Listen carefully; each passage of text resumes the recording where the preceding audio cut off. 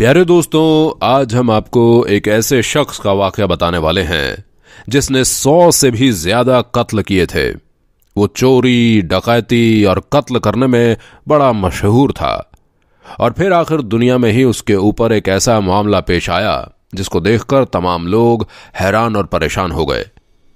दोस्तों, ये वाकया क्या था, इसको पूरा जानने के लिए आप इस वीडियो को आखिर तक जरूर देखिएगा और वीडियो को लाइक करने के साथ साथ चैनल को सब्सक्राइब भी जरूर कर दें। तो चलिए शुरू करते हैं ये वाकया। दोस्तों, बनी इजराइल में एक शख्स था जो चोरी, डकैती और कत्ल करने में बड़ा मशहूर था। वो छोटी छोटी सी बातों पर भी लोगों का कत्ल कर दिया करता था और जब उसने 100 कत्ल कर दिए तो उसके दिल में अचानक से यह ख्याल आया कि मुझे अल्लाह ताला के सामने हाजिर होना है। मैं अपने रब के सामने लोगों के कत्ल की क्या वजह बताऊंगा, और वो इसी फिक्र में बेचैन रहने लगा। उसके दिल में ख्याल आया कि क्यों ना मैं किसी आलिम के पास जाकर उनसे सारा वाकया मालूम करूं। तो फिर उस नेक शख्स ने जाकर मालूम किया कि मैंने 100 कत्ल किए हैं, क्या मेरी तौबा कबूल हो सकती है? तो उस शख्स ने कहा कि तुम्हारी तौबा भला कैसे कबूल हो सकती है? जो इंसान 100 कत्ल कर चुका हो उसकी तौबा कबूल होने का कोई सवाल ही पैदा नहीं होता है। और जब कातिल ने इतना सुना तो उसे गुस्सा आ गया और उसने कहा कि मैं 100 कत्ल तो वैसे भी कर चुका हूं, क्यों ना अब एक और भी कर लूं। और फिर उसने अपनी तलवार निकाली और उस इंसान का भी कत्ल कर दिया। उस शख्स ने उसको खत्म कर दिया, लेकिन उसके दिल में यह ख्याल आ रहा था और उसकी बेचैनी अब बढ़ती जा रही थी कि मैंने खामखा ही उसका कत्ल कर दिया है। उसके दिल में आया कि कोई ना कोई रास्ता, कोई ना कोई सूरत होगी जिसके जरिए से मेरी मगफिरत हो सकती है। और उसने लोगों से मालूम किया इस दुनिया पर सबसे बड़ा आलिम कौन है, ताकि मैं उससे अपना मसला मालूम कर सकूं। आखिरकार उस कातिल को कुछ लोगों ने बताया कि फलां जगह पर एक आलिम रहते हैं जो कि बहुत बड़े आलिम दीन हैं, इसलिए तुम उनके पास चले जाओ, वो तुम्हें जरूर कुछ बताएंगे। फिर उस कातिल शख्स ने उन आलिम दीन की तलाश शुरू कर दी। उस शख्स को आलिम साहब मिल भी गए।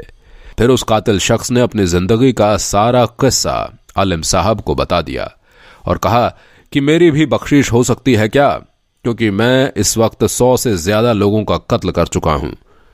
तो आलिम दीन ने कहा क्यों नहीं, अल्लाह ताला हर किसी की दुआ को कबूल कर सकता है, क्योंकि अल्लाह की रहमत बहुत बड़ी है जो कि समंदर जितने गुनाहों को भी बख्श सकती है, और तुम्हारा गुनाह तो इतना बड़ा गुनाह नहीं है। फिर आलिम साहब ने उस शख्स से कहा फलां जगह पर कुछ लोग रहते हैं, तुम उनके पास चले जाओ, क्योंकि वो सिर्फ अल्लाह की इबादत में लगे रहते हैं और सच्चे दिल से अल्लाह ताला से अपने गुनाहों की माफी मांगो, इंशाअल्लाह ताला तुम्हारी बख्शीश जरूर होगी। वो शख्स बस्ती की तरफ चला गया। अभी वो कातिल शख्स आधे ही रास्ते में पहुंचा था कि उसकी रूह कब्ज कर ली गई। फरिश्ते आ गए।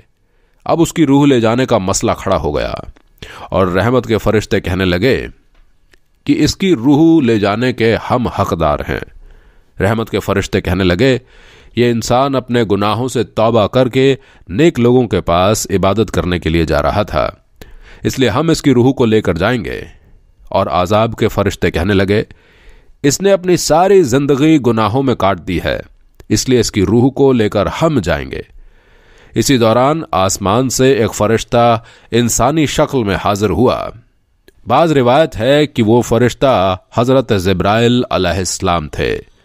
उस फरिश्ते ने उन फरिश्तों के दरमियान ये फैसला किया कि ये शख्स जहां से आया था और जहां जा रहा है उसकी दूरी को नाप लिया जाए और जिस तरह का ये मुसाफिर हो इसे उनमें शुमार किया जाए।